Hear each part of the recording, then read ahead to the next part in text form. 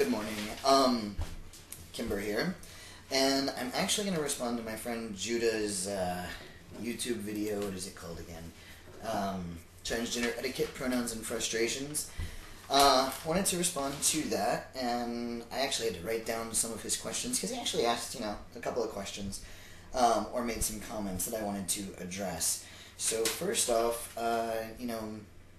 Judah, you made some comments about, what was it like to transition on the job, and actually you made some assumptions that it was easier on a 9 to 5, which I caution you against. I know, actually, unfortunately, and I will say this, I think that a lot of us in the beginning part of transition is kind of an narcissistic process. There's so much evaluation and introspective need that we kind of look at ourselves and we think that our situation is significantly worse than anybody's ever had to deal with. Eventually you get to know a couple people and you realize that we've all had it pretty bad and we've all had it pretty good. It really depends on how you want to look at it. So actually, as I've mentioned before, I think in another video, I actually worked at a facility for 7 years prior to even beginning transitioning. And I was always masculine identified, and I actually kept the name Kimber, at least that part of it. One, because I was named after my grandfather and his father and his father. So it's one of the reasons I kept the name Kimber, and secondarily, it was my professional name. So I had worked at a facility for 7 years, and it was a 9 to 5, and we have an agency of 660 people, maybe now more that we've done the merger. And at the time, inpatient, we were seeing, at least on the kids unit, approximately 200 a month, and on the adult unit about 500 a month. And by the time I started transition, I was responsible for both of those. That was just on inpatient. Now I am inpatient and outpatient. So, you can see thousands of people at your job no matter what you do. So, what I actually had to, and that's just, letting you know that 9 to 5 is not just coming out to 15 to 20 people.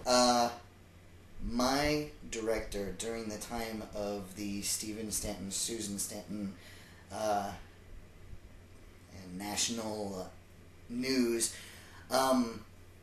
my director at the time, I'd been binding, I'd always been very masculine identified. He finally came to me and said, I really respect her to be able to not only transition and actualize what she wants, and how she feels. I respect her, but to be able to do it in the public eye, I respect even more. And then he said, anybody that is feeling that way should be able to feel safe and comfortable without feeling, having the fear of losing their job.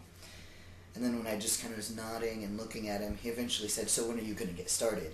And keep in mind, it's one of those assumption things. If you looked at him, he was a redneck. He would tell you he was a redneck, but he was also a yellow dog Democrat, from the Appalachian Mountains. He was a good guy. He worked in mental health, but so just because of how he presented, people would have assumed he was closed-minded, and that was very different from the case. Anyhow, I started on therapy, and he said he would protect me and make sure that I maintained my job. I started the whole process, and then about a month and a half in, he passed away suddenly, and I had nobody there that knew what was going on or could protect me. So I had to go to the director of HR, and I explained to her what was going on. And as a lot of y'all know, there's actually no protections. In Tampa now, there's protections, but at that time there wasn't. There's no real federal protections. ENDA doesn't really care about us, nor does HRC, Nancy Pelosi, or Barney Frank, but that's another rant entirely. So we don't have any protections. And so, I was just taking a chance, because at that point I wasn't going to stop. Went to her. She said she would talk to our CEO. She went and talked to the CEO, who then talked to the acting director for my department, and she asked to have a meeting with me, and I explained to her that surgery was up and coming, that I would be starting on hormones, that I would be changing my name, that I would be changing my gender, da-da-da-da-da-da. And they said they would support me. And they did, and they didn't, because I'd worked there for 7 years. Even after surgery, even after starting hormones, they were still having me use the women's restroom. Across the board, people were still calling me by female pronouns. Or by, my former name, because I really went more by Kim rather than Kimber. And I have no problems with Kim or Kimber, really. My uncle's name is Kim, but I was named after my grandfather. Anyhow, eventually I had to go to her and say, I'm unhappy, I'm looking for another job. She was shocked and appalled, and what's wrong? So I told her, and it came across that I would be using men's restrooms at work, that people needed to call me by the proper name, by the proper pronoun. Those that didn't got corrective actions. Now, 3 years later, there's still some people that use the wrong pronoun or use the wrong name or the shortened name or whatever. At this point, I've let it go, because I also work with a lot of people that are not native English speakers, and I'm not just talking about Spanish speakers primarily as their first language, but a lot of people that Egyptian, Filipino, Chinese is their first language as far as doctors go and everything. And I've learned over the period of years of working with them that he's and she's are kind of almost interchangeable, so sometimes it's hard to keep track of that. So, at first I would get really upset when somebody would call me by the wrong pronoun, and then I noticed, other guys were getting called by the wrong pronoun, and they were just like, meh. You only ever see a trans guy lose their shit when somebody calls them the wrong pronoun. So after a certain point in time, when I felt completely comfortable with the fact that I'm male, there's no question about it for me, there's no question about it for the rest of the world, when somebody would slip, I wouldn't lose my shit, because a lot of the times, this kind of goes to your question, Judah, of you said some people don't understand, and then once you explain what to say or how to act, and you have this long conversation with them, and then 2 hours later they've slipped right back into it. And I do think that that's part of the fact that you work in a bar. I'll get back to some of that later, just on my own opinion. But, you know what? Some human beings are assholes. Some of them, you can tell them anything that you want to. You can tell them how to act. You can do whatever you want.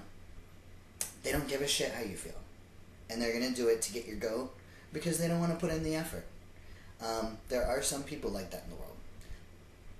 Don't invest your time or your energy with them. Obviously if you're at work, you kind of have to. You have to be polite. You have to be friendly even to get a tip. As far as your personal life goes, if you find that, at this point, as long as you've been going through this process, chuck them. It's my opinion, but a lot of people know I have an easier time than most just going, psh. I don't want to waste my time on people. So easier for 9 to 5? I don't really think so. Also because I had to change my insurance, I had to change all this stuff, I had to change my degree before they would even let me legally be called by my legal name. I mean, even after I got the legal name change, they wouldn't change a whole bunch of other stuff because I hadn't changed my social security card, which had to do with my birth certificate. So, I had to change a whole bunch of stuff. They were supportive, but, I also had to do a lot more.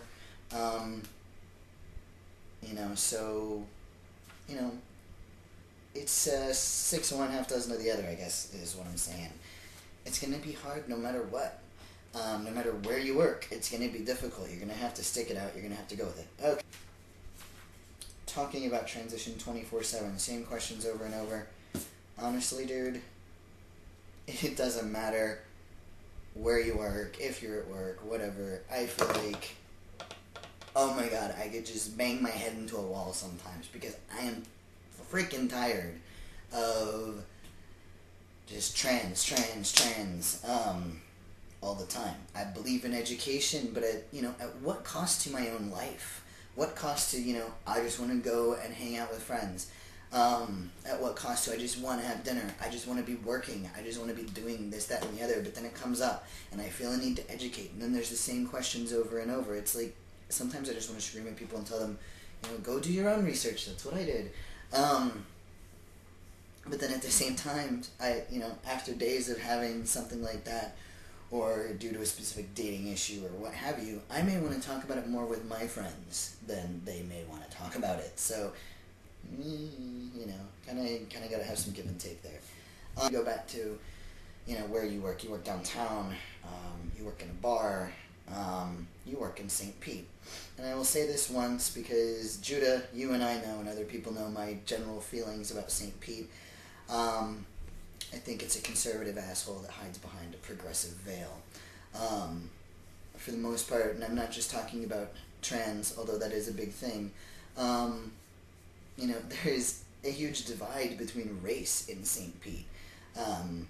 There is a huge divide between income and class in St. Pete.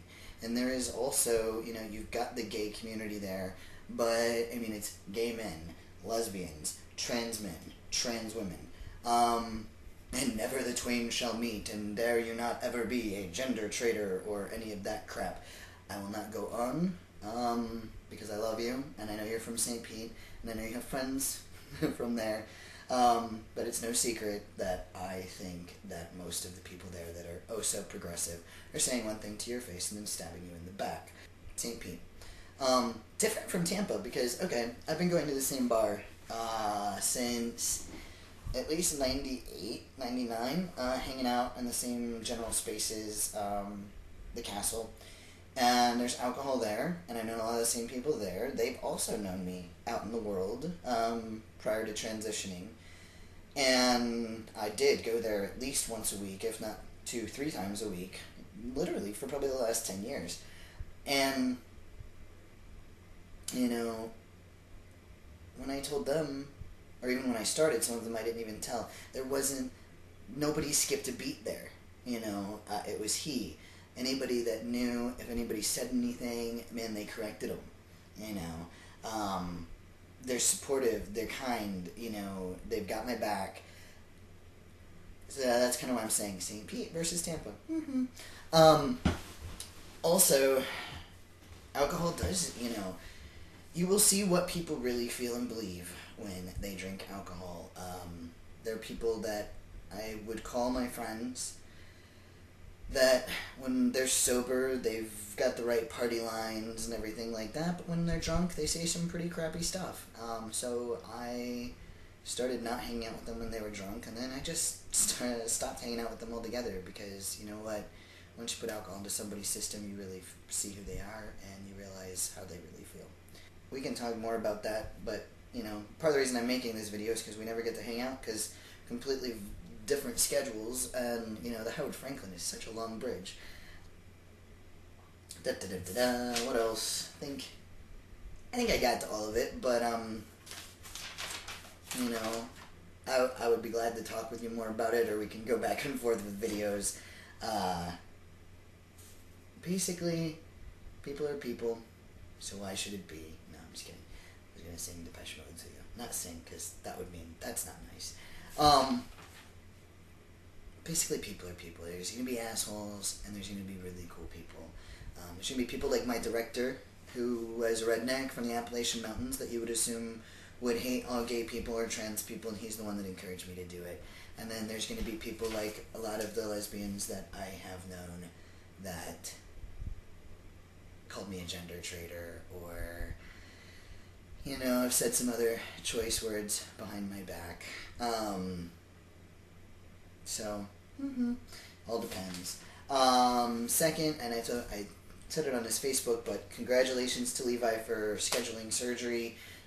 You already know Dr. Garamoni is awesome, but I'm really happy because I know when we were talking about it, you weren't sure when you would be able to get around to it financially or what have you, so congratulations, and yeah, I'm going to try to make more videos, because why not? I've got a lot of stuff to say. That's why they're so long. But anyway, I'll try to make more videos. If anybody has questions, email me with it. I'm not great at responding to comments, so email me. I'll try to look at the comments every once in a while or whatever. So, thanks, and have a happy Saturday, and happy Halloween. I guess that's tomorrow too. Alright, bye.